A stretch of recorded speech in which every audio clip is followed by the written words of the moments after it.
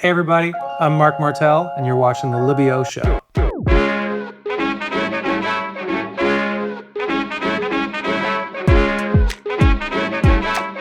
How did she do it? Do it. Libby, oh, oh. Libby, oh, oh. Libby, 3, oh, oh. 2, Libby, 1. it's the Libby Show. Hey friends, Libby here with a brand new episode of the Libby Show. We are celebrating the holidays with my good friend and artist, Marc Martel. Welcome to the show. Thanks for having me back on your show in my house. Yes, in your beautiful house. And we've decorated this corner to be very Christmassy, Yep. very holiday. Yeah, my wife handles all of my visuals, and this is pretty much what she envisioned. And Yeah. I think it's beautiful. It was so fun setting up yesterday. So Chris was the best. Shout out. So when you're not on the road touring on the International Queen Tribute Band, you are recording Christmas songs. Yeah, that's kind of like my main diversion from my day job, which is doing the Queen. So I love it. I have both. And you just got off a European run, and I got to see the show at the Fisher Center right before you started traveling, which was awesome. It was amazing. Yeah, we got to do a Nashville show right before we headed overseas for our biggest tour of the year. We do it, it's pretty much tradition now. We go overseas to mainly Germany and surrounding countries, and they never got the memo that classic rock isn't cool anymore, so we get to work a lot in Europe. But yeah, it's action-packed. It was 27 shows over 6.5 weeks, so I gotta be really careful about my vocal health and all that, but we made it through. No hiccups whatsoever, and now we're back home for the holidays. I love it. It's perfect. And this is your first vinyl release. Yeah, I think it's kind of like the dream of every Gen X musician to release vinyl, because we grew up with vinyl, but by the time we were like making music, they were out of style, and so this is kind of one of my dreams come true. I love it. Well, we're going to celebrate today by listening through it. But I want to mention that this is, again, a collection of duets that you've recorded over the years. And you also just released a Marshmallow World EP with the single that you can stream now. But this is exclusive vinyl. So get it before it runs out, because it's a limited run. So this is a collection of all of the Christmas collaborations I've done over the last 7 or 8 years. And this is the only way you can have them all in one package is to buy the vinyl. I love it. Perfect Christmas gift, right? What do you love most about Christmas music specifically? So usually, you've released your own original music, which is amazing. And then also you obviously cover Queen music, but covering Christmas music, what is so interesting and fun about that for you? I mean, getting to do your own take on stuff that is kind of universally loved. I mean, Queen is also universally loved, but Christmas, I would say, even more so. And so it's my whole approach with this stuff is to change it just a bit to put my stamp on it, but also preserve the melody enough so that people can sing along even on the first listen. Because one of my pet peeves is when people mess with the well-known tunes too much. So yeah, that's I think I've done a great job of putting my stamp of artistry on it well. Yeah. And I feel like with a Marshmallow World, you really do keep that vintage feel to it, which is what a lot of people remember with that song. And there's a lot of different versions of Marshmallow World. And I went with more the Darlene Love version, which is like that Phil Spector Wall of Sound. But I was only familiar with that song through like the Frank Sinatra version, which is a lot different, a lot more, I guess, loungy, like finger snappy kind of thing. I was like, I know I don't want to do that version. And when I heard the Darlene Love version, because I wasn't super familiar with a Marshmallow World, and I don't know how well known it is in the mainstream, but it's an awesome, fun song. It's like 2 minutes long, so you get in, get out. And I think a lot of the best Christmas songs are super short. So yeah, and that version's really upbeat. And then you listen to the Dean Martin one that's very slow and dreamy. Like, so it's kind of cool to hear different people's versions and takes on it. Absolutely. So, and we also have to mention we're drinking eggnog in celebration. So cheers. Cheers to you. With, of course, marshmallows on top. We can't. I mean, okay. So these mugs, I have to say, I got yesterday at one of my favorite boutiques called Starland, and so they are actually vintage. Oh, okay. Which is nice. Awesome. I didn't know. Yeah, shout out to Crystal for bringing this up for us, Love it. Beautiful. Everything is just aesthetically on point. That's what we do here on the Livio Show. That's And right. we love a good vintage vinyl, and we're going to be listening through it today. So I feel like we should start with side A. Okay. We should start with Santa, As we actually. should. Yep. First track is a song called Zat You, Santa Claus. Is that you? Made famous by Louis Armstrong. Oh, nice. Some say Louis, I say Louis. Santa Claus, are you bringing a present for me? Something pleasant for me. Then it's just what I've been waiting for. And so It's jazzy. that one is featuring Jared James Nichols, who's an incredibly talented and huge individual. Yeah. He's an amazing kind of rock blues guitarist, and he's all over that track. And I kind of just sent him the track and I said, do with this what you want. And he came back with some really out of the box, amazing fun stuff. I love it. And so when you were listening back on songs that you wanted to choose for this, did you have a strategy behind what you wanted out of, because you've recorded a lot of Christmas songs. So was it hard to choose the 12? Well, the 12 are centered around compilations. So there's only there's a limited number of compilations I've done through I've recorded in my career like over 50 Christmas songs. Yeah. But we really wanted to focus on the togetherness of other artists entering into my creative space, and the record is all of those duets. And it actually turns out that I've done about 12 collaborations with other artists, which is perfect for vinyl. Yes, perfect for vinyl. So let's see, we've got Zat You, Santa Claus, and then Silver Bells with Amy Grant and Michael W. Smith. One of my favorites, obviously, as a Christian music lover, kid growing up, Michael W. Smith and Amy Grant were huge for me. And I actually got to have them both on one song produced by Ben Shive, a friend of mine. And I also went on the road with them in 2019. Did their annual Christmas tour together. I was a special guest. And so many dreams come true, Yeah. So you just never know what's going to happen if you just keep at it. Silver Bells. Christmas Day.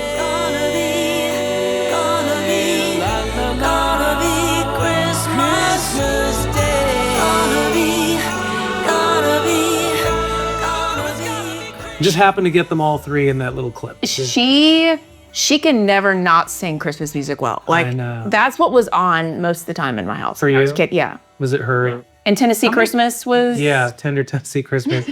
Yeah, so it was interesting trying to find when you're coordinating with an artist who's done so much Christmas music. It's like, okay, what's a song that you actually haven't recorded in your entire career? Right. That is a song that anybody knows. And she happened to never had recorded Silver Bells along with Michael W. Smith. Wait, really? Amazingly, yeah. I'm so used to hearing her sing. I was like, yeah, that's a regular verse. Right. Yeah. Okay, I'll do it again. But no, she hadn't. And I think the song went #1 that year. So, hey. There we go. Cheers, Amy Grant. Cheers. So Blue Christmas is up next, which is a classic. Yeah. Are you the obviously Elvis Presley version? Yeah, obviously. I mean, is there another version? Is there really another version of that? Except for this one. So. And I believe Joe Bonamassa is on this one. Joe Bonamassa, one of the greatest blues guitarists in the world, touring constantly, a monster player. And I've met him only once. Actually, we have a mutual friend, but I met him at a cigar bar one day. Nice. And we're like, hey, man, we should do a thing. And through our mutual friend, we set it up. And I just sent him this one. And he, much like the Jared James Nichols thing, he just kind of did his thing. And I was like, great, no changes.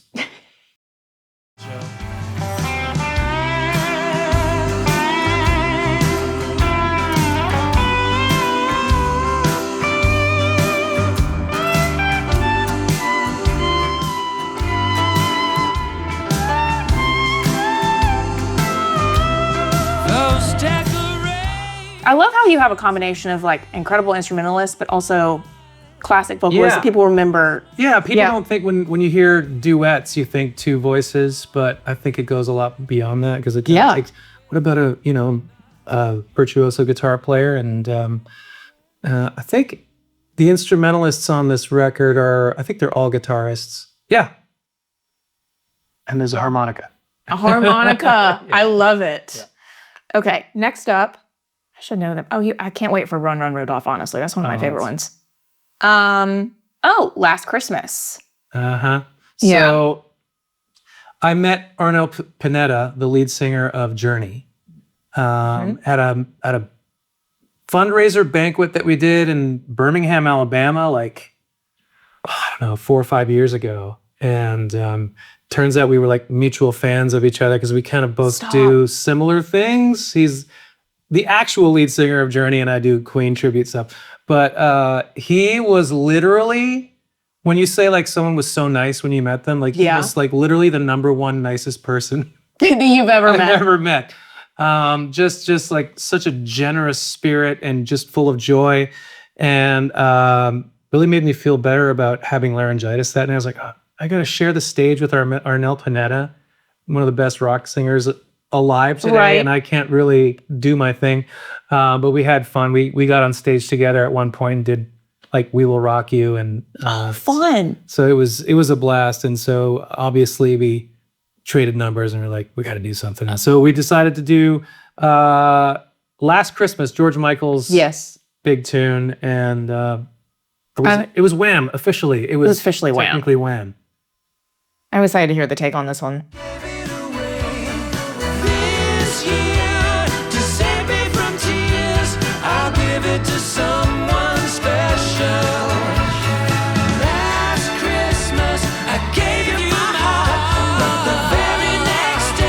Yeah, your voice is great with this. Now that So George Michael is probably my biggest influence. So that's besides Queen. Yeah. See, there we go. Yeah. Yeah. So that was fun to record that one. Do you get requests for this to sing this a lot, just in general? Well, I don't do a lot of touring exactly at Christmas. Oh, that's true. If on my first Christmas tour, I'll definitely put that one on. Yeah. Yeah, you have to. Yeah. You have to. Oh, yeah. Well, so say open the show, but you don't want to give that to them too soon. No, you gotta hold on to those big numbers. Let it, do take them on a journey. Literally take them on a journey. And then, of course, we have some Christmas hymns. "Oh, Come All Ye Faithful" with Jason Gray. Jason Gray and I go way back to my CCM days. Yeah. My band down here. We were on the same. He's still on the label that my old band was on, and he actually, oddly enough, just lives down the street from me. Perfect. And so we're best buds, and we're actually managed by the same guy too, Josh Peterson. And so this was one of the earliest collaborations I did, and he's just a really fun guy to work with. And we did "Oh Come All Ye Faithful." Oh, it's kind of like up tempo. Yeah. I like that.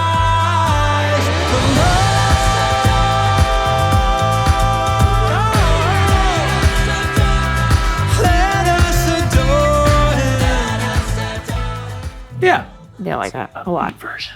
Yes. And then speaking of down here, How Many Kings is your original on this vinyl? Yep. So. I wrote How Many Kings in 2008, and our record label had kind of commissioned all the artists on the label to write a Christmas song.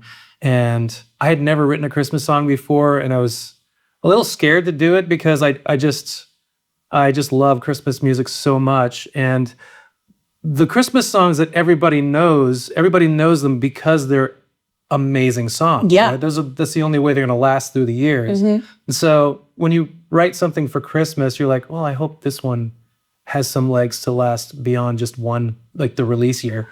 You wanted to be timeless, essentially. Yeah. And amazingly, this is the only song from my Down Here days that gets played even in 2024. Okay. So I'm super proud of this one. It's the first Christmas song I ever wrote.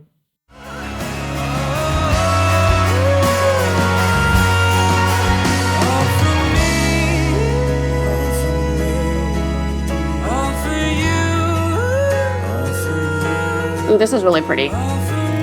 It's very like cinematic. Thank you. Yeah.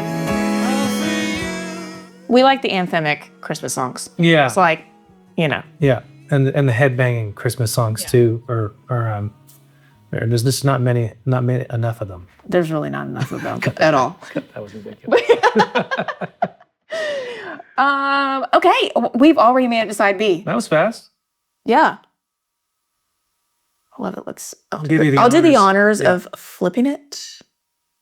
I'm still so excited to color I've this. never been able to say that about my own product. Side B. Side B. What's your favorite Christmas vinyl that you own? My favorite, thank you for asking, Yeah.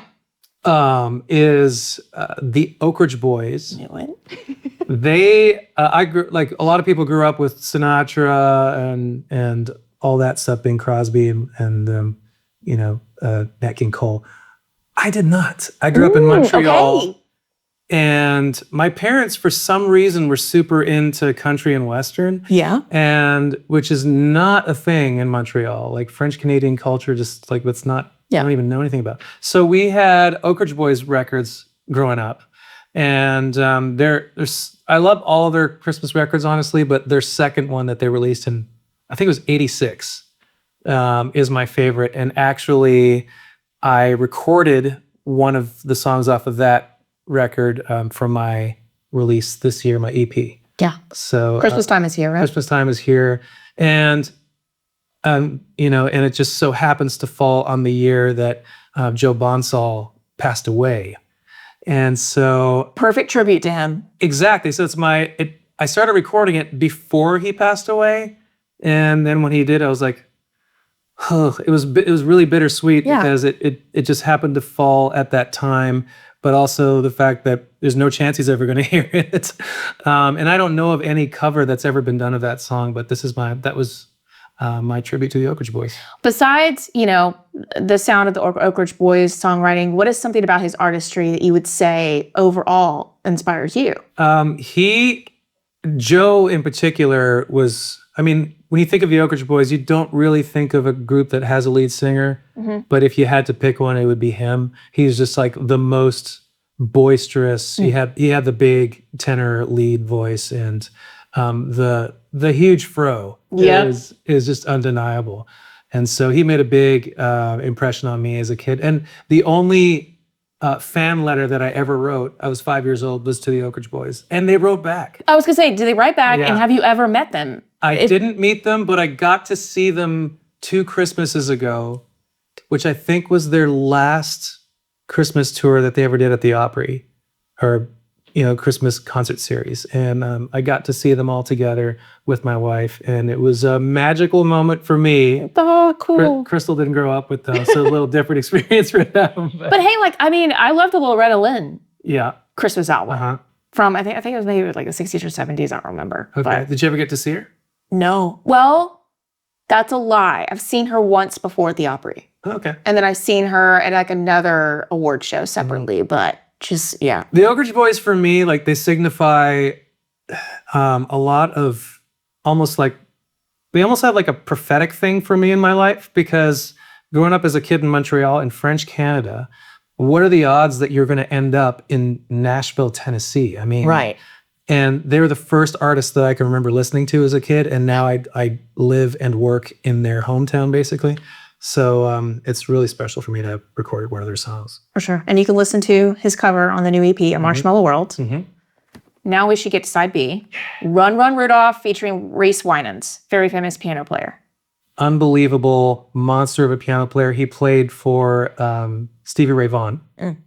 Okay. And today, I believe he tours with Joe Bonamassa. And so we just got him to lay down his just spectacular piano pounding This is energy. the song to show off your piano skills. Let's be real. It really is, and he did. Here's the solo.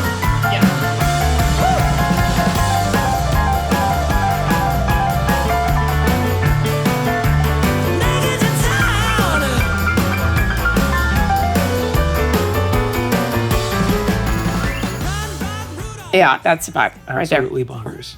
Yeah. And he was just, I mean, he took maybe 45 minutes, just did like 3 or 4 passes.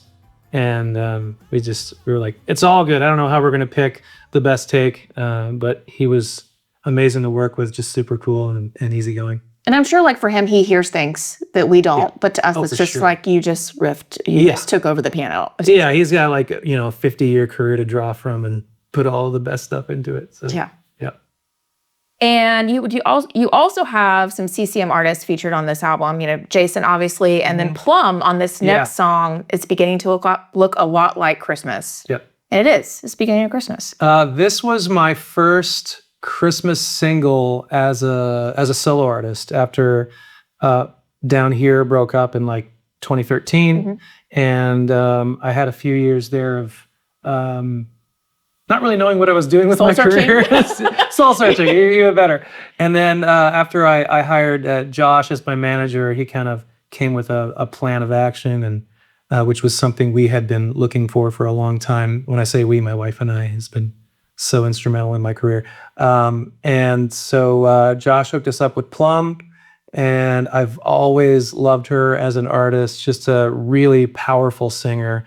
And she really brought her own kind of throwback style to this. So I didn't expect her to bring the stylistic stuff that she brought to this track, and really made it kind of modern vintage sounding. And I really love what she did on it.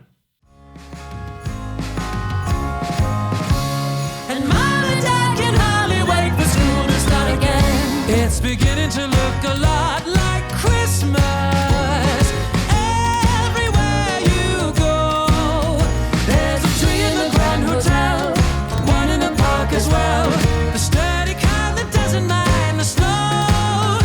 It's beginning to look a lot like Christmas. Soon the bells will start. I feel like you have to go big or go home with this song. You can't halfway say, like... It's a fine line. That one can be really sleepy if you don't do it right. Right. And again, Ben Shive, one of my favorite producers, produced that and put a lot of energy into it.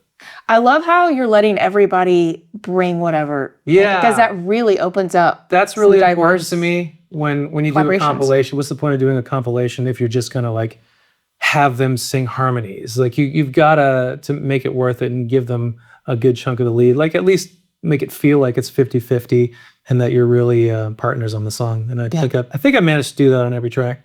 You did. The Christmas Waltz, featuring none other than Amy Grant. Mm-hmm. This one was after Silver Bells, which we did with Michael Lovey Smith. And I think it was the following year we decided we wanted to do another one with Amy, and she graciously accepted. And again, this was a song that I don't think I'd ever heard it before. Yeah. And a lot of the songs that I record for Christmas, especially the ones that ended up on this record, a lot of them were brought to me by like my manager or my wife, and because there's so many Christmas songs out there, and when you want it to be a radio single, you can't just record Joy to the World that's been done a million times and expect to get play on it. So you gotta choose these songs that are lesser known and then try to make them iconic yourself. So this one, incredible arrangement, and Amy really knocked this one out of the park as well. Filled with things for you and for me. Oh, it's that time of year. Yeah. That was actually my favorite part of the song. That well. Yeah. It's perfect. It was stunning. It's your favorite part of the song now too. Yeah, now it is, and now I'm going to tell people, start it, I don't know, a minute and 15 seconds. Don't start from the beginning. Just, Welcome to Our World. That's actually up near the top for me. And I actually heard Amy Grant perform that live with the orchestra. Yeah, it was so pretty. Welcome to Our World is a song by Chris Rice, who I think he released that in the late 90s. Which was an album, and it's a Christmas song that's not even on a Christmas album. I think it was on his debut record. And I remember that album being used as, my roommate had this CD player in our room that you could set as an alarm. And Chris Rice's debut album was one of the records we would use as our wake up because he had so many really nice, chill songs that didn't shock you awake. And this was one of the songs that I would wake up to while I was in college. And welcome to the world. Welcome to our world. Yeah. And so also, I've been a Lee Nash fan since I've known about her, again, since like the late 80s from Sixpence None the Richer. And I've always wanted to do a duet with her and got to meet her at a fan convention in Knoxville years ago. So random, but we love it. Performing both at the same show. And we ended up getting together and recording a tribute to Dolores from the Cranberries when she passed away. Oh my gosh, yeah. And we just did a live thing on my piano in my studio, and it's just so beautiful to have her unique voice on that. And then we were like, let's do another thing. And so we did a Christmas song together, and she's also a big Chris Rice fan, and this is... all makes sense. Song.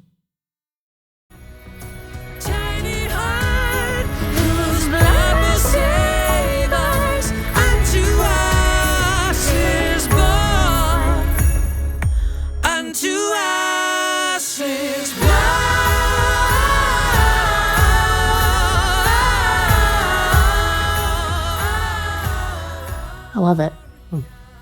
Also very anthemic and cinematic. Yeah, so I'm all about the anthems. Yeah, but that kind of has a little, if I'm not wrong, a little bit of 80s flair. Absolutely. Just slight, you know? Yeah. Another note on that one, my friend Jordan Weibert produced it, and the kids that you just heard are his kids, Eli and Avery, doing the kids choir. It's not a Christmas album if you don't have a kids choir. Absolutely. At any point. Absolutely. You know? So officially, it's a Christmas album.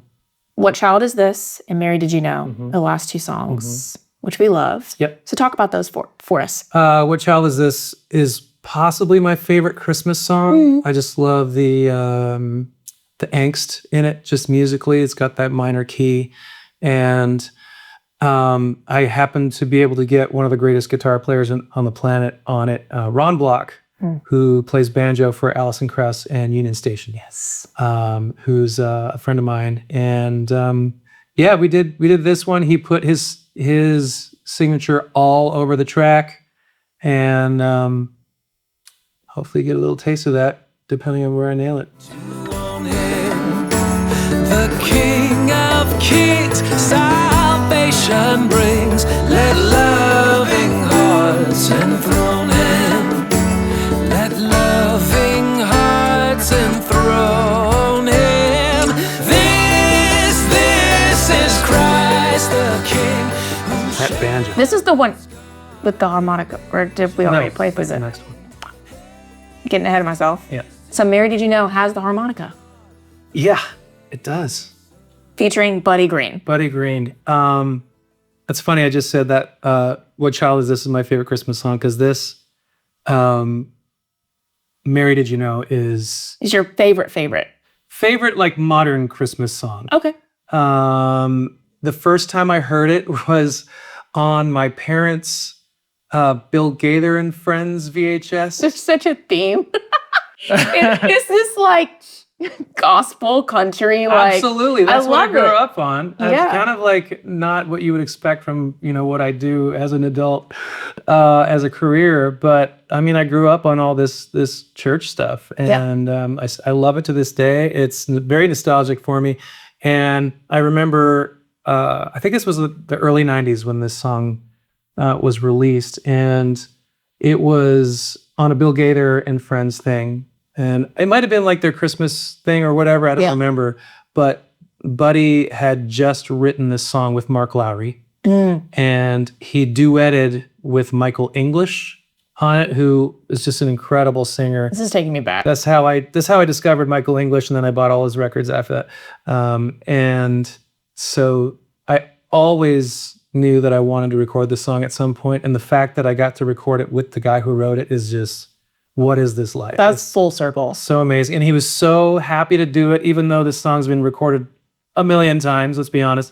And he played, I think, guitar as well, guitar and harmonica on it, and also sang. So There we go. This was amazing. We'll see, the deaf will hear, the dead will live again. The lame will leap, and the dumb will speak the praises of the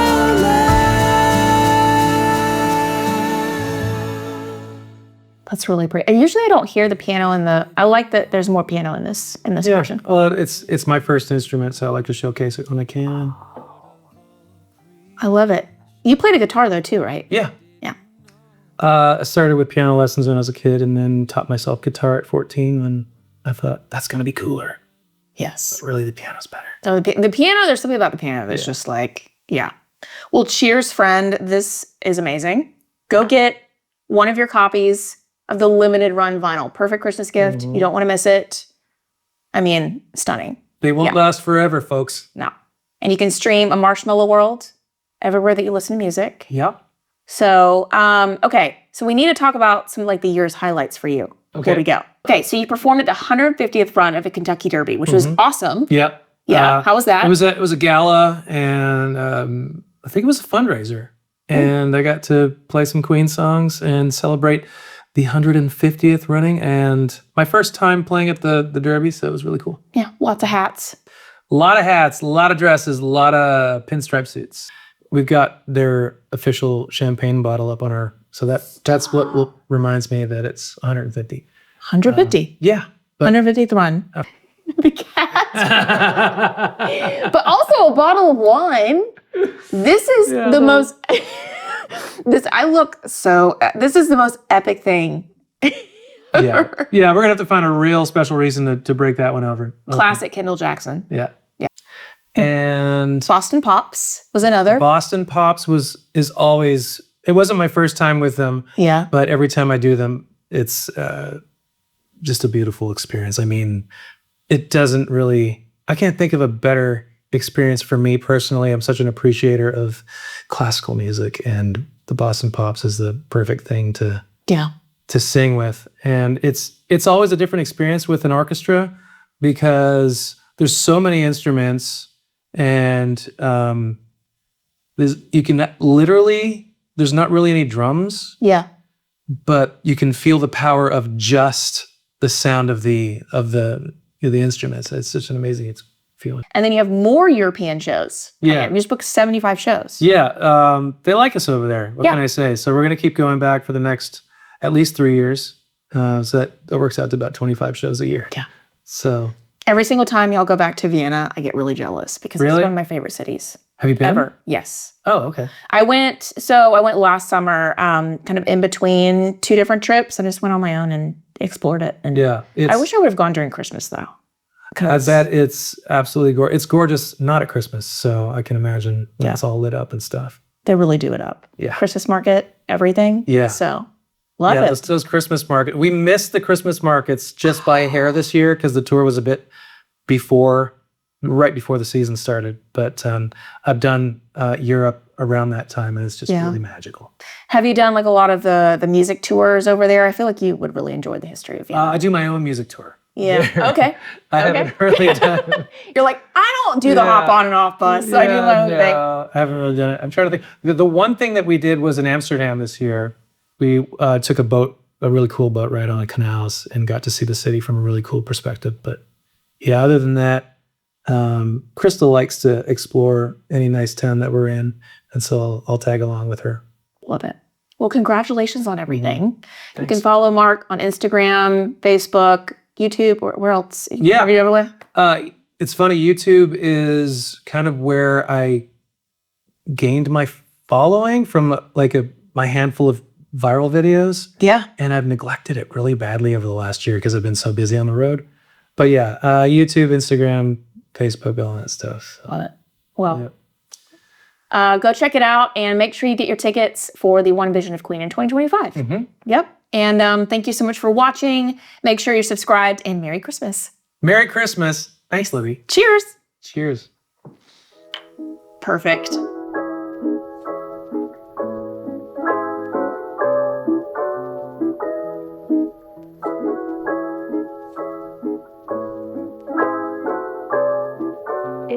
Libby Show.